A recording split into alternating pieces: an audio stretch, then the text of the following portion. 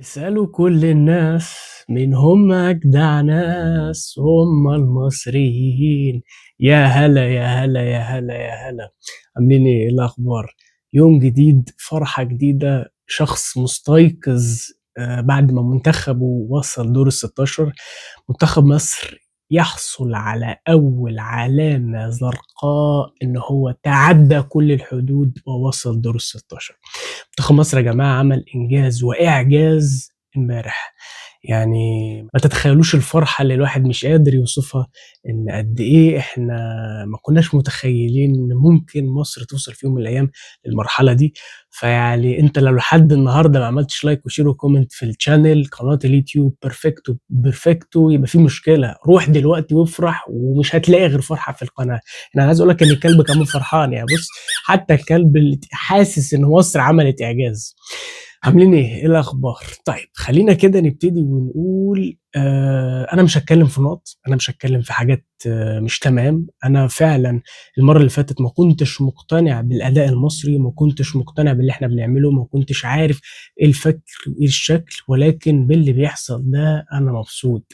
يعني أنت يا عم دلوقتي مبسوط إن الموضوع ماشي رزقاوي كده وبركاوي، يا عم أنا مبسوط وما لكش دعوة، ما لكش دعوة، ما تتدخّلش، ما لكش فيه، إحنا مبسوطين، المصريين مبسوطين، ما لكش دعوة. شُفتش مصر بتحصل فيها امبارح؟ ده أنا يعني ده مش بس في مصر، ده في كل حتّة في العالم، الوطن العربي كلّه فرحان ومبسوط لنا، ما إحنا كمان مبسوط لهم يا جماعة. نهدى بقى كده ونفكّر ونشوف إيه اللي حصل، أو تعالَ نتكلّم كده عن، مش هاتكلّم عن سلبيات، هاتكلّم عن بس إيه اللي حصل في ماتش أستراليا. أولًا بعيدًا عن قوم القريش اللي إحنا كنا بنلاعبهم، زي ما كنت باقول دايمًا كده إن المفروض البني آدم بيبقى عنده راس، لأ أنا حاسسهم هُم راس طلع لهم بني آدمين، يعني الموضوع كان مختلف. أنا مش فاهم إحنا كنا بنلاعب إيه. الولد المدافع باقول لك كان واقف فوق، ما واقف، هو واقف فوق، لفظ واقف فوق، هو واقف فوق كده. والمهاجم بتاعهم برضه الأفريقي ده أنا مش فاهم ماله. يعني الولا مالك حبيبي، أنت عندك أصول أفريقية، ما تمشّي مصر، مصر يالا. المهم ربنا كرمنا في الآخر وعدّينا. وبعيدًا كمان عن جون محمد هاني اللي جابه، أنا مش هاتكلم في سلبيات يعني، بس هو لازم محمد هاني يبصم بصمة كده، أنت فاهم، حاجة صغيرة كده.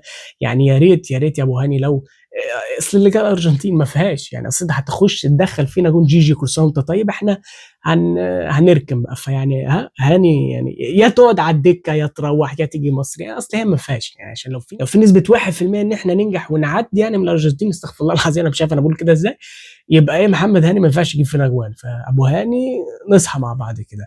وطبعًا صلاح آخر كام دقيقة كده تحس إن هو يعني جاله، عارف أنت، في power bank كده اتشحن كده، وصلاح فجأة راح عامل يمين في شمال وبتاع، افتكرت فجأة ليفربول بتاع صلاح، افتكرت فجأة محمد صلاح بتاع ليفربول، ولقيت أداء غير طبيعي. ويا كابتنة يا عميد أنا مش هاتكلم في أي حاجة، أنا مبسوط. بس طب ما هيثم حسن يمين في شمال أهو بيعمل وبتاع وحركات وتكات، طب ليه ما بينزلش؟ حتى تريزيجيه لمّا نزل برضه أو صحصح الناحية اللي على الشمال دي شوية. والماتش اللي فات الصراحة بتاع أستراليا، أنا كنت لازم أتكلّم في فكرة إن الفرقة ما كانتش عندها فنيًا أقويا. يعني هم كانوا بدنيًا أقويا وكانوا بيخشوا يضربوا زي ما أنت شُفت، الواد بيخش يضرب بكتفه ويخش يضرب تحس إن الشباب بتنطح كده. إيه يا جماعة في إيه؟ إحنا بنلعب كورة، مش بنلعب كورة سلة. ففي الأول وفي الآخر بان الفارق بالذات في آخر 20 دقيقة في الماتش، إن فعلًا فنيًا مصر كانت أعلى، بس إحنا ما قدرناش نستغل ده أوي.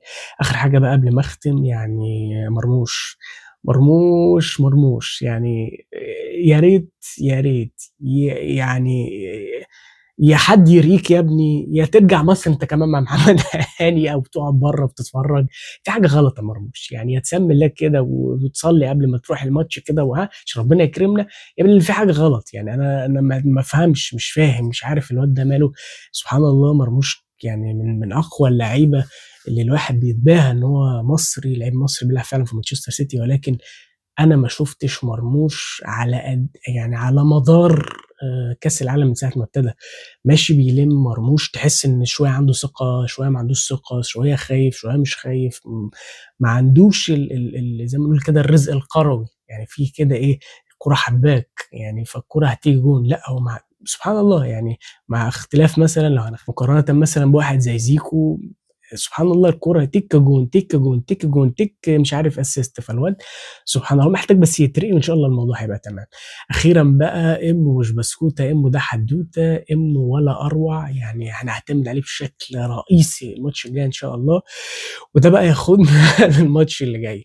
باقول لك إيه يا ليو، ليو أنت عارف إني باحبك، وعارف إن أنت أعظم لاعب في العالم، وأعظم لاعب في التاريخ، وهنتخانق الخناقة دي بعدين، يعني اللي عايز يتخانق معايا في الcomment يتخانق معايا بعدين، لكن أنا دلوقتي مش في الخناقة دي، أنا باتكلم في ليو يعني تقديرًا إخواتك المصريين، إخواتك الرجالة، أخوك بيرفكتو بيقول لك 5 برجولة، 5 برجولة ويعني ما تريّح لها، أنت معاك واحد كاس عالم وبتاع، إحنا هنا مصريين فقرا وغلابة ويعني فنمشّي عشان ربنا يكرمنا، فيعني أنت فاهم ريّح مثلًا بتاع عدّيها كده، تطلع بالشياكة يعني ما فيش حاجة يعني، يعني نكسب فاهم جون غير لائق بتاع، المهم نكسب، يعني ليه عدّيها لنا، إحنا ما بنخافش وأنا بس بافهّمك بقى، أنا باحبك بس أنا ما باخافش، والله أنا حسام حسن كده لمّا إبراهيم فايق كان بيسأله بيقول له: "أنت هتعمل إيه الماتش الجاي؟" قال له: "إحنا ما بنخافش." فإحنا ما بنخافش يا ليو، إحنا رايحين يا ابني. هنخسر 5 هنخسر 6 إحنا ما بنخافش. بس بعيدًا عن الهزار، لمّا تيجي تبُص فعلًا لمنتخب الأرجنتين طبعًا يعني هنجنب ميسي والفاريز والناس دي، بس المنتخب ما عندوش اللعيبة أو الأسماء اللي أنت فعلًا تخاف منها، بس عنده حاجة تاني مهمة، هُم يا جماعة بيلعبوا عشان واحد ياخد كأس العالم، بيلعبوا عشان ميسي، بيلعبوا بروح قتالية غير طبيعية. ماتش مع كاب فيردي لمّا كانوا بيلعبوه قدّموا ماتش ولا أروع، ولكن تحس إن اللعيبة مش مسألة فنيًا، مسألة إن هُم بيقاتلوا، الشباب بتقاتل مش بتلعب مثلًا ضرب لأ بتقاتل عشان تجيب الجون لحد آخر لحظة، فلو إحنا ممكن نكسب الأرجنتين في الماتش بتاع يوم التلات إن شاء الله، مش هيبقى غير إن روحنا القتالية هتبقى أعلى منهم.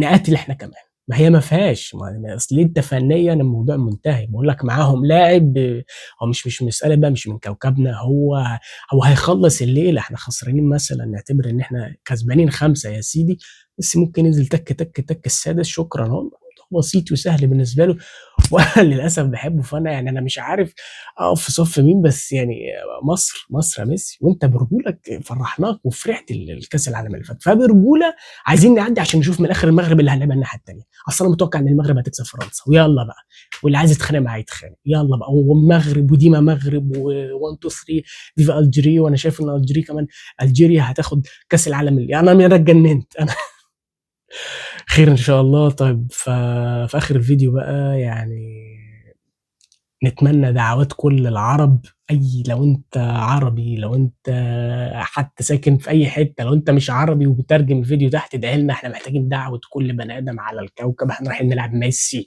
بس ما فيش حاجة بعيدة عن ربنا، وما تنساش تعمل لايك وشير وكومنت للقناة، قناة اليوتيوب بيرفكتو بالإنجلش، بيرفكتو بالعربي، هتلاقيها تحت في الفيديو، ويا رب، يا رب